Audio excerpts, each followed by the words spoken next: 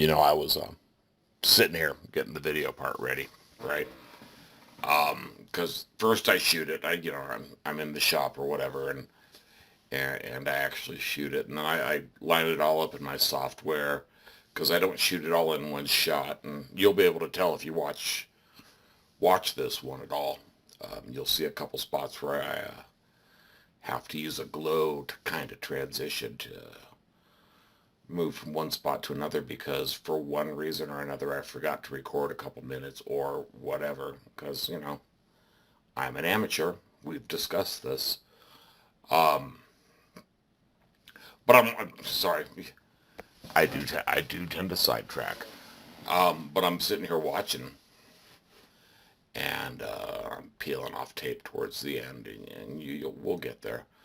And I see the wrist bone on my right hand or my right arm stick out, and I started thinking about how many times have I actually broken that arm. Um, so I think today, uh, despite the fact that I was going to talk about foods I like and dislike, this plaque saying no lemon, no melon, um, I do like most melons actually. I'm fine with lemons if they're in something. A nice lemon tart or a lemon bar, those are really good, but those are, more sugar than lemon. I am a fan of sugar, and I'm chasing rabbits again, aren't I? We were talking about my arm. I was talking about my arm. Um, the first time I broke my right arm, uh, gosh, I want to think I was in fifth grade. Um, and my brother had just the week before broken his shoulder. He had, for those of you who are orthopods, he had a fractured impacted humerus bone. So he was in a half body cast. It went from his waist up to uh, just under one of his shoulders. Gosh, I hope I have I'm not going to go look for it, but I'm sure I've got a picture someplace in the archives. Um, Halfway under his shoulder, around his neck, and then his other arm, the one he broke, I think it was his right arm, was suspended in this cast up above his head with a bar that ran from basically his elbow to the bottom of the cast. So we called him Tarzan for 6 weeks because, he always looked like he was Tarzaning, swinging from a rope or whatnot. Um, and if you've never had a broken bone, don't go out and get one. They're not that great. The cast feels really, really good for about the first 2 weeks while your arm or whatever is broken and you don't want to move anything, and the cast is wonderful to have, and then it starts to itch a little bit because your skin gets so dry. Um, and then the last 2 weeks, and typically in my youth at least, I would wear a cast for 6 weeks. Um, the last couple weeks, it's just more annoying than anything else. That you can't move your arm because you're pretty much healed. The docs, I'm not a doctor, so I'm just speaking out my mouth. The docs leave you in there, I guess, extra long to make sure that you're extra healed or whatever. Malpractice is a thing. Um, so anyway, casts. Yes, I was talking about broken arms and casts. Um, broke my arm the first time in the fifth grade, jumping out of a tree. And I climbed trees as a kid all the time in my youth. And by youth, I mean younger than fifth grade, substantially younger. We had an apple tree in the backyard that we all used to scurry up and down. There was one time, thank goodness mom's dead. I don't think she ever knew this story. There was one time my brother and sister and I jumped from tree to tree um, outside the park that we'd been taken to. She let us run, and we started climbing trees, and then one of the two olders Both my siblings are older. One of the two olders decided to jump from tree to tree, and so the rest of us had to do it. Um, my point is that the branch I jumped from, couldn't have been more than 6 feet from the air. But I jumped and landed on my feet and then bounced back up and landed badly on my arm and broke it. And that sucked. And now Mom, who was 5'3", and my brother and I were both taller than her by the time I was in fifth grade, had two boys that she had to take, because neither one of us were old enough to. I'm in fifth grade. My brother was only 16 months older than me. Neither one of us were driving. He couldn't anyway.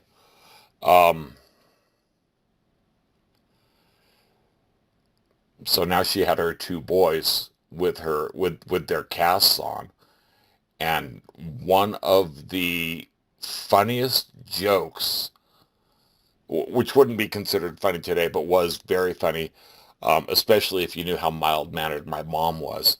One of the funniest jokes my mom ever told in my life was we were out someplace, and we're both taller than her. We're both bigger than her. We both have casts on. And some stranger walked up to her and said, "Oh my goodness, they've both broken bones. How'd that happen?" And my mom said, "Well, if they just listen," which again is today's not funny.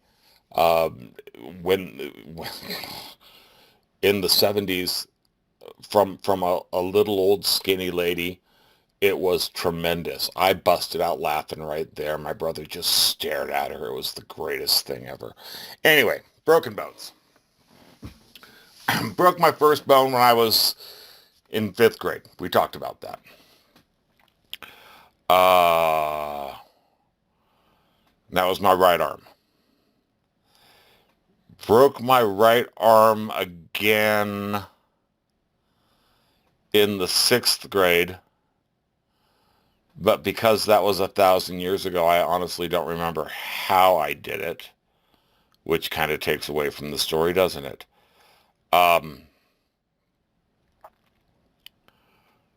Broke it in the seventh grade, and that was at the shoulder. Um, I got bullied by a couple kids, and they did the standard, one of them kneels behind you and the other one pushes you over him, and I landed on a rock just in exactly the wrong place. Um, and that, just fractured my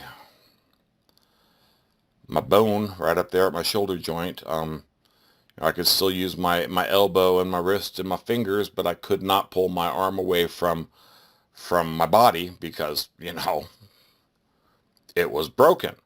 One of the funny backstories on that one is my sister was a gymnast at the time, a dancer, and would, going down the hall, just break into a split leap for no reason, arms flailing, everything, right?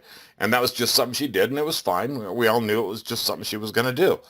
Um, so she comes down the hall doing one of her split leaps or whatever, and as she's bringing down her hand, slams it right into my shoulder.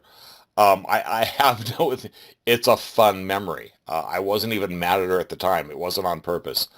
Um, the one kind of upsetting thing about that was I broke my arm or my shoulder on a Monday. Mom didn't take me to the doctor till Thursday. That's the only thing that really irritated me. Now, that being said, Monday night, Mom put my arm in a sling. When I got to the doctor on Thursday, they put my arm in a fancy sling. So her cure was right, but still, um, kind of depressing not being believed that, I really did break my arm. Um, got over that. Let's see. What was the next one? Yes, the next one. Um, So my biological father and my brother and I were taking a hike up the Redwood Regional Park, and y'all don't know where that is, and that's fine. Um, and we were just, three guys walking around doing nothing, killing a day. And we ran across this tree on the side of a hill, and this tree had this rope on it hanging from a branch. It's like one of those classic rope swings that you see that go over a lake or a river or a creek or something, right? Where you get to the apex and you jump off and you fall in the water and everything's good, right? It was a nice, thick, healthy rope. It was meant for being swinging on. It wasn't, a little piece of yellow nylon or anything like that. It was a real rope. And my dad walked over to it, pulled on it. There was a knot at the bottom end, climbed on it, put his weight on it, and he outweighed probably both of us together. Um, and then gave us permission to swing on it because he didn't hear the branch creak. He didn't, the rope did, you know what I mean? Told us it was safe, and it was. And then went and sat down and let my brother and I rope swing. And I've always been a cautious kid. My brother, I think cautious kid are not two words that he ever used unless he was talking about me. Um, so my brother jumps on and he swings out and he takes a couple swings and I want my turn and I swing out and I take a couple swings and it's fun. I mean, I'm ex-teen and I'm on a rope swing hanging out with my brother and my dad. It's a good time. Um, and then, you know, my brother starts to risk it and he decides to do the one arm swing, right? Where you're just holding on with one arm and, uh, and does it. We ended up calling that the Tarzan. Paid no attention to the fact that I've already mentioned Tarzan once in this story, or at least in this video, a previous story. Um, and so it was my turn. Well, I am right-handed. Okay. I'm right-handed. I'm right-footed. My right side is my strong side. So for that very reason, I guess, when I went to go do my Tarzan, I hung on with my left arm, my left hand. And it was fine. I was strong enough and everything, right up until I got to, that aforementioned apex, right? Where, you know, I'm sure somebody who understood math could explain it to you, but where I was essentially at my heaviest, where it was hardest to hold on, and I couldn't. And I mentioned this was on a hill, right? I mentioned this was like one of those, trees you see on a hill that's over a river or a lake. Well, imagine that, but without the water underneath you. So I fell easily 20, and I often say 30 feet onto the dirt, arm first, and snapped it. Knew I did. Um, and we're a mile and a half into a hiking park, right? And I got a broken arm. Dad had me wrap it in the bottom of my shirt, and we walked out. We got to the entrance.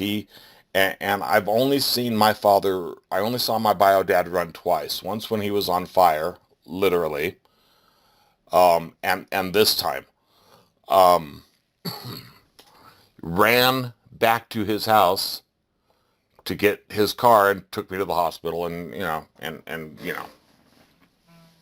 oh, the other horrible memory about that specific break was, so I'm in the doctor's and the doctor's trying to apply the local anesthetic and,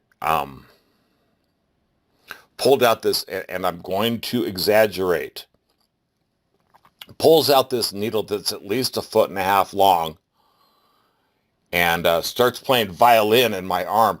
I know what he's trying to do. Intellectually, I know what he's trying to do. But all I saw was this doc kept stabbing this needle into my arm and just making me hurt even more, and not giving me the local. Um, yeah, irritated me. And then they finally got the plaster on my arm, and they took another X-ray, and the doc says, well, we can do one of two things. Your bone didn't set in right. It's not quite straight. It's gonna provide you a lifetime of problems, and I'm ex-teen, right? It's gonna provide you a lifetime of problems, and we're going to either need to cut this cast off, reposition the bone in your arm, and put a new cast on, or we can try to reposition the bone in your arm with this cast on, or we can re-break it once you get this cast off in 6 weeks. Well, re-breaking obviously was not going to be an issue. I mean, it wasn't on the table. It wasn't going to happen.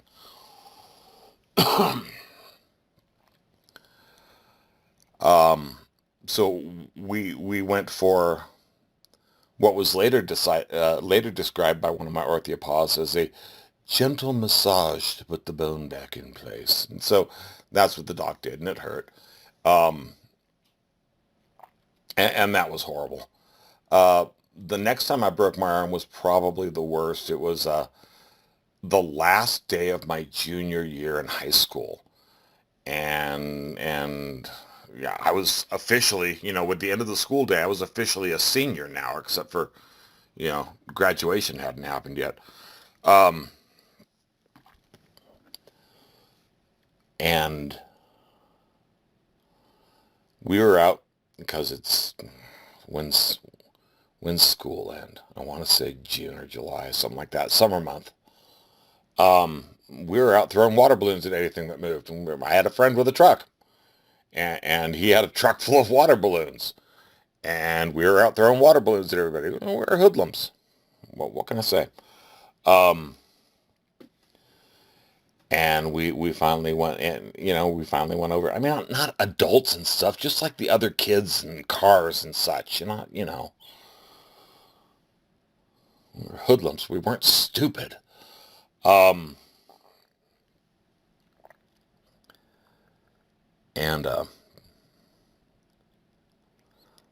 we rolled up to one of his friend's house and started,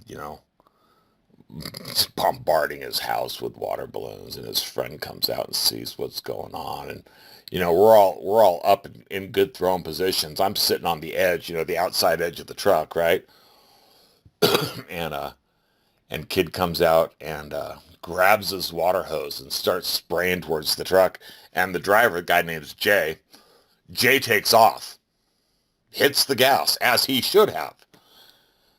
Did I mention I was up on the corner of the truck? Yeah, I fell right out. Snapped my arm 47 degrees between my wrist and my elbow. And this was like my fifth, I think, broken bone by this time. Um, so I just, they all freaked out. I mean, everybody stopped being aggressive. They all freaked out. Um, I told them I needed a book or something, you know, with some relative, not necessarily heft, but size to put under my arm to act as a brace. Um,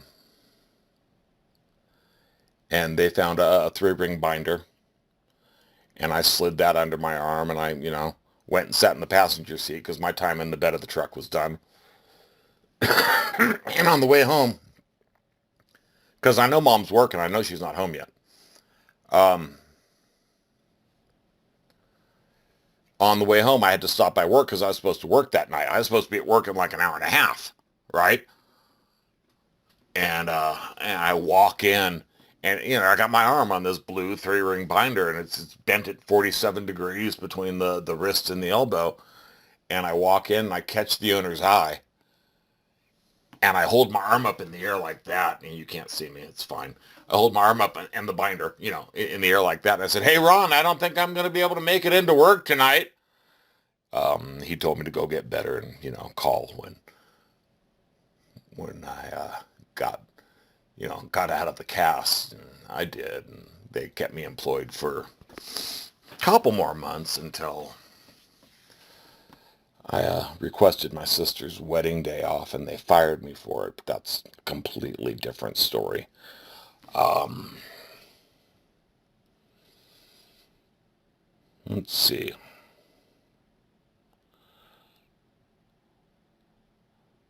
There was the time I broke my arm going down my dad's driveway on an old clay wheel, no, steel-wheeled skateboard.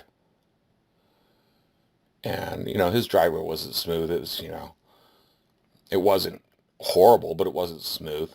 And I see this little pebble coming up, and I'm not going to be able to get out of its way in time. And so I go to step off the board sideways, right? So I'm, be okay. Well, I hit the pebble the same time I stepped off the board. So instead of stepping off 2 feet to the side, I stepped off 10 feet to the front, and landed on my arm again. Um, and that was another trip to the hospital and another cast. Not great. I always seem to break my bones in the summertime because we had a full-size built-in, dug-in swimming pool in our backyard, which is where I would spend all of my summers. And of course, now you've got a plaster cast on, and you can sit in the hot tub if you wrap a trash bag, a plastic garbage bag around your arm first. Whatever. Not that I'm bitter. Um,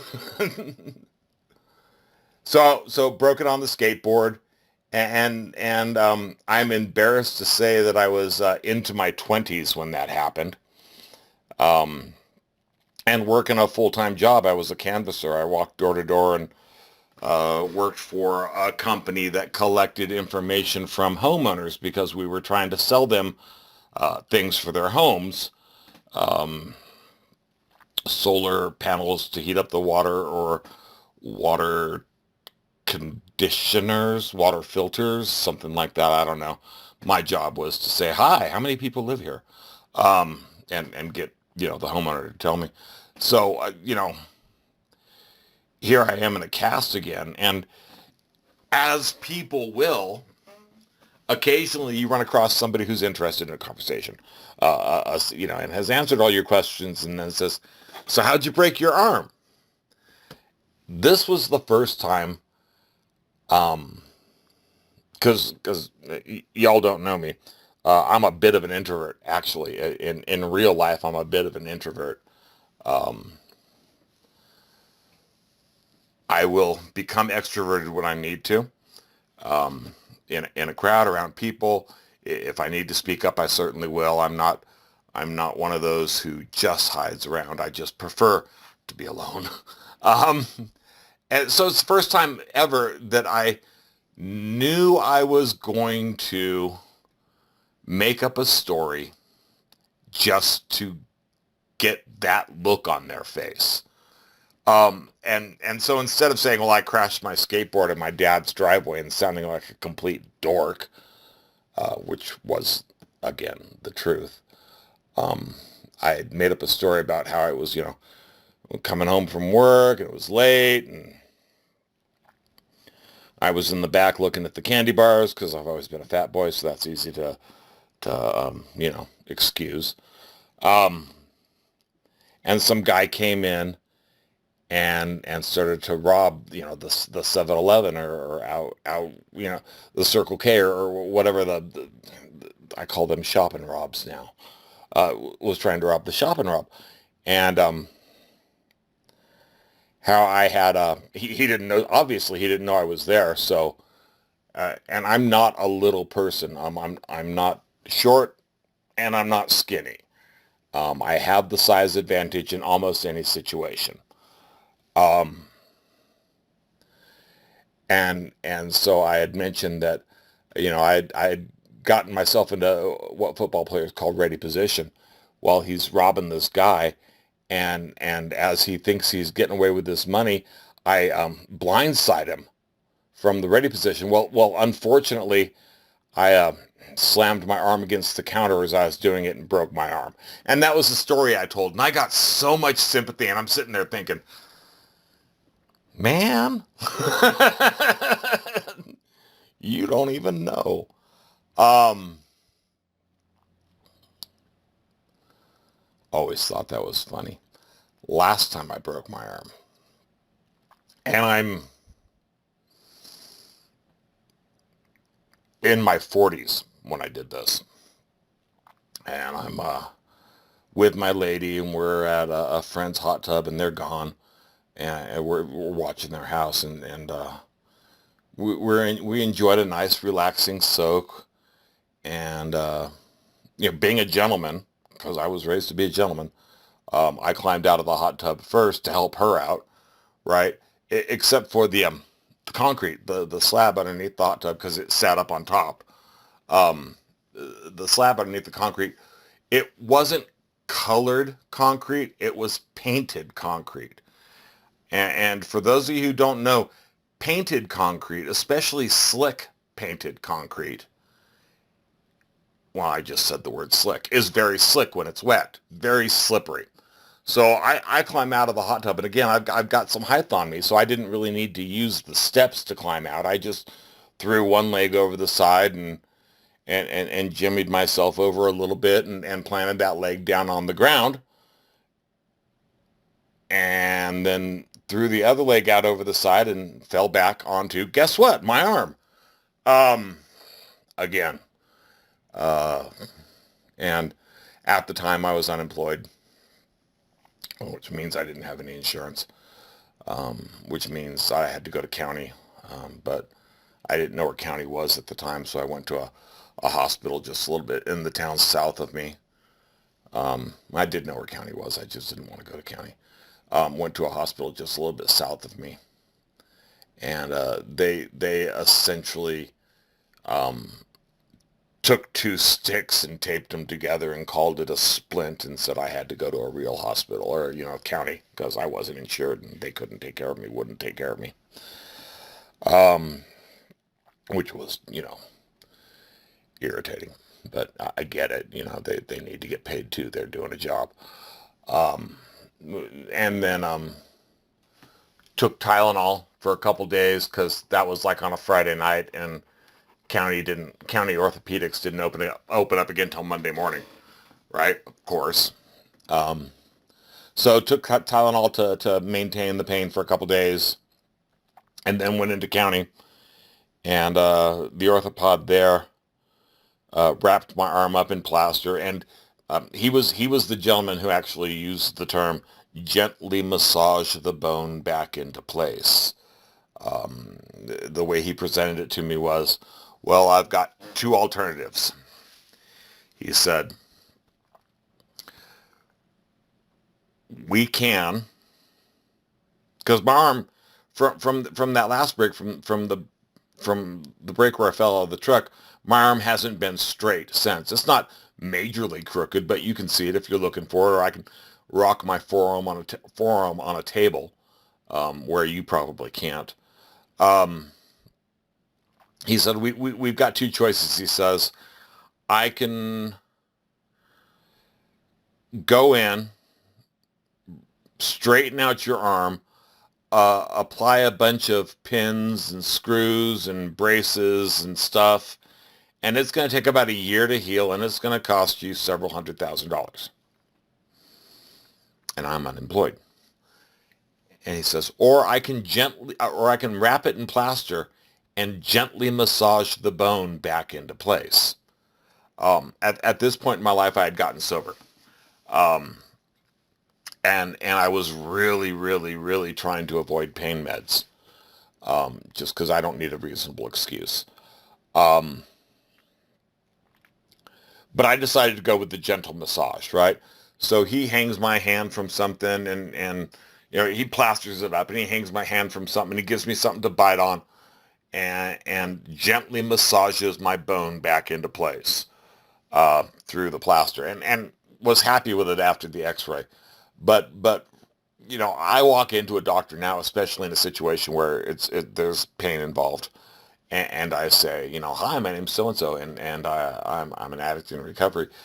Don't offer me pain meds. That's not why I'm here. Um, and so he gently massages my bone back into place, and he says, so are you rethinking those pain meds? And I said, yeah. And he said, well, I can give you some Percocet. Well, my father, my bio dad was addicted to Percocet. So that immediately didn't seem like a good idea to me. And I said, no. And he said, is it Percocet or Percodan? I know there's a difference. I don't remember which one it is, but it was one or the other. Um, and he says, okay, well, I can give you a non-refillable prescription for 10 Vicodin. And I said, okay, I'll do that. And so he gave me this prescription, and we went to the pharmacy to get it filled. And that was 45 minutes. And now the arm's really starting to hurt because he did gently massage the bone back into place. And I know I've got meds coming, and they're not in my hand, and they're not in my mouth, and they're not in my blood system. So I'm ramping it up in my head, and I finally get this bottle of 10 Percocet, or excuse me, Vicodin, and I'm a big guy. I've mentioned that a couple times, and I'm thinking, well, I'm in a lot of pain, and I'm a big guy, so I should probably take two. The bottle says take one every 8 hours, right? Um, so I took one instead, knowing that I could always add another one in 45 minutes or an hour if the pain was still unmanageable. I took one and that killed the pain, and that was fine. I took one that night and that killed the pain, and I was able to sleep for the first time in a bunch of nights, and that was really wonderful. And I woke up the next morning and I took a couple Tylenol because it wasn't hurting that bad. The pain, in my opinion, especially if it's something like a broken bone or a bad back, is good. It's telling you what you shouldn't do. So pay attention. Um, so I don't mind it twinging a little bit. Um,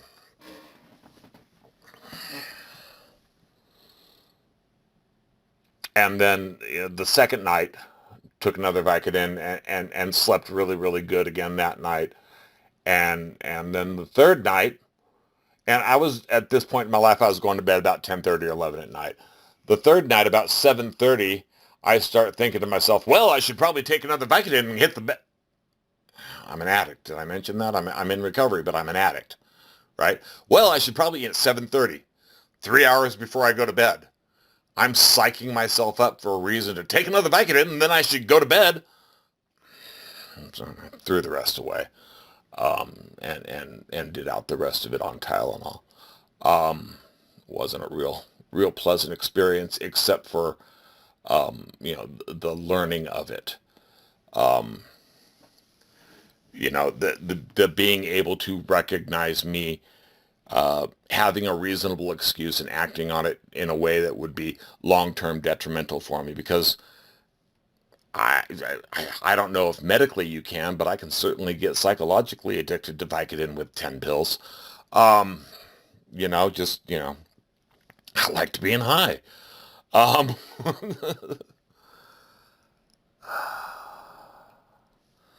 which reminds me of another story, and I've got about 7 minutes left, so I can probably pull this one off. I'm gonna be vague here.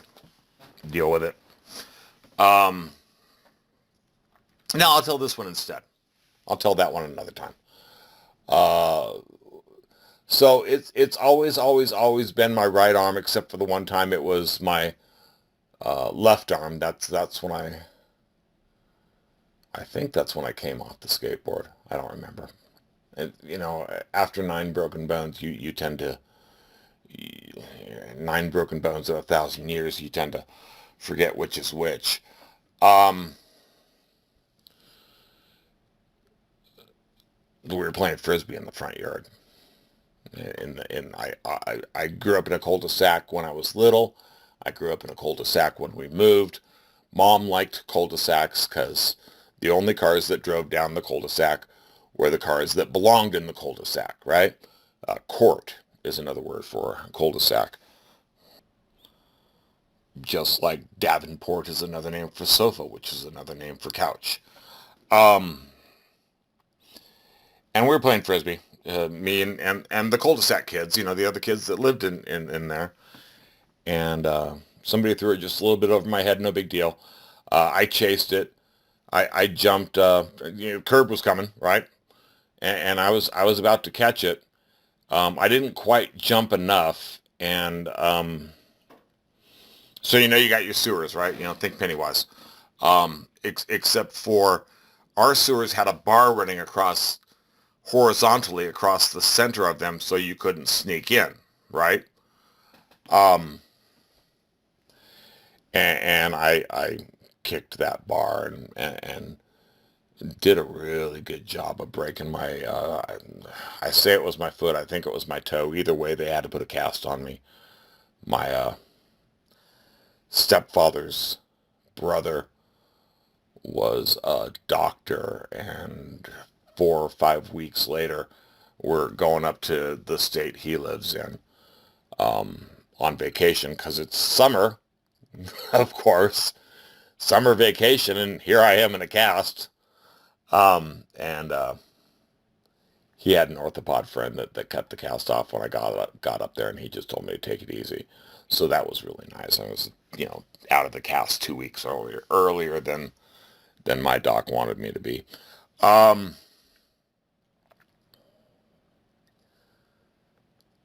yeah, I'm trying to remember how else I've broken a bone.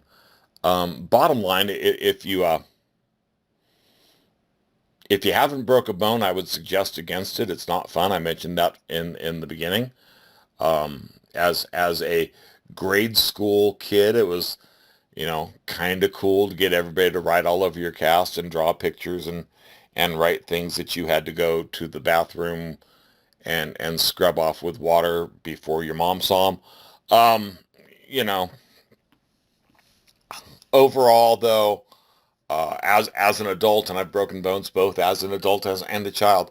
As an adult, I would recommend against breaking bones. I had a coworker who fell down and broke one of her arms, so she was in a full arm cast, and then literally 3 days later fell down and broke her other arm, so she was in two full arm casts.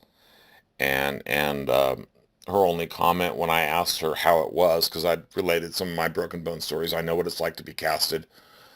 She said, "My husband really loves me," and I thought that was very sweet. That's about all I've got. It looks like I've got about 2 minutes left, and I've run out of things to say about broken bones and casts. Um, if you've broken a bone, leave a comment below. Like, share, and subscribe. Um, or don't. It'd be cool if I got viewers that I didn't tell about this. But I'm doing this more for the stories than for the views. So take care, y'all. Stay blessed. And on a completely unrelated side note, if you've not ever heard Iggy Pop's The Horse Song, stop what you're doing now and go listen to it.